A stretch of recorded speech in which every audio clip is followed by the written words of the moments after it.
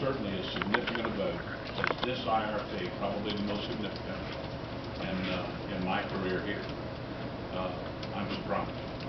It's one thing to have debate, heated at times, but I call you all out for that.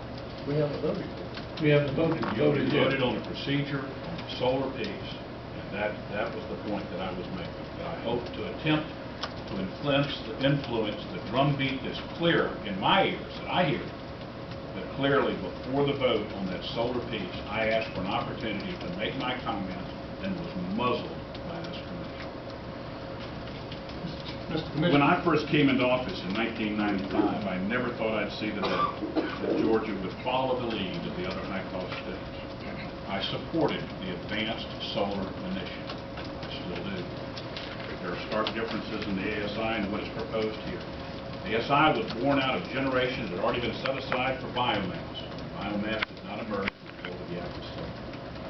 This generation was not already planned, not proposed by Georgia Power in its IRP. It was concocted out of thin air on behalf of my country. In fact, the sponsor of the motion has been critical of the ASI in the past, saying it has done nothing for the ratepayer. The ASI program was voluntarily bought by the utility. The program is a mandate being force-fed when the utility is already long in power. Yes, it's not an RPS where the utility chooses the renewable. It's worse than an RPS. You're mandating a specific renewable. You are predetermining the winner. As Governor Deal said just this week, I just want to be careful that we don't do something simply because it sounds good without understanding all of the ramifications. He would know.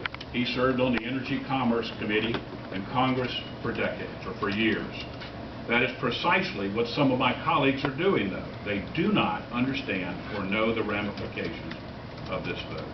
My colleagues do not know whether solar prices are dropping, or static, or climbing.